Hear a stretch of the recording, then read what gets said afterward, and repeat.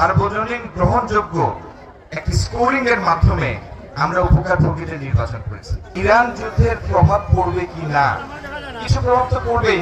কোনো দ্রব্যমূল্য বৃদ্ধি পাওয়ার এই মুহূর্তে আসলে কোনো শঙ্কা নেই। পবিত্র রমজানে এভাবেই আপন হয়ে উঠুক সবাই ইসপির আপন করা স্বাদে।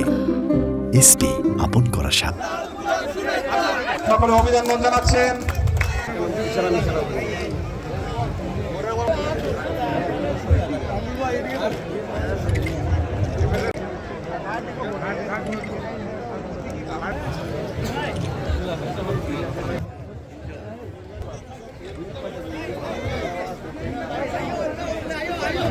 যে উপায়ে এই কার্ডের উপকারভোগীদের বেছে নেওয়া হয়েছে এর মধ্যে কোনো বিন্দুমাত্র রাজনৈতিক সংশ্লিষ্টতা নাই।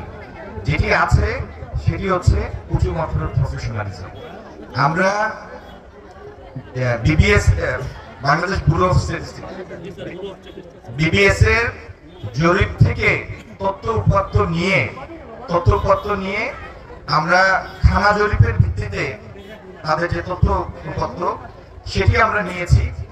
একটি সার্বজনীন গ্রহণযোগ্য একটি স্কোরিং এর মাধ্যমে আমরা উপকারভোগীদের নির্বাচন করেছি। এখানে কোনো পর্যায়ের কোনো রাজনৈতিক সংশ্লিষ্টতা নাই এবং আমরা এই নিরপেক্ষতা আমরা বজায় রাখবো যাতে উপকারভোগী রাষ্ট্রীয় সুবিধাদের সাথে কোনো কলুষতা যুক্ত হওয়ার কোনো সুযোগই তৈরি না হয়। ইরান যুদ্ধের প্রভাব পড়বে কি না, কিছু প্রভাব তো পড়বেই। যুদ্ধ যদি দীর্ঘস্থায়ী হয়, সময় যায়, তাহলে যে নৌ রুট, যে সি রুট, যেটি এই যুদ্ধের যে অবস্থান সেটির সাথে খুবই কাছাকাছি ক্লোজ প্রক্সিমিটিতে আছে, সেটি যদি বন্ধ হয়ে যায় বা দীর্ঘদিন বন্ধ থাকে তাহলে এই নেভাল প্যাসেজের মানে নৌ রুট দিয়ে পরিবহনের খরচ বাড়বে, এটার একটা প্রভাব পড়বে। কিন্তু এটি 2, 4 দিন, 5 দিন, 10 দিনের মধ্যে এরকম প্রভাব পড়বে সেরকম সম্ভাবনা নাই। সুতরাং দ্রব্যমূল্য বাড়ার, কোনো দ্রব্যমূল্য বৃদ্ধি পাওয়ার এই মুহূর্তে আসলে কোনো শঙ্কা নেই।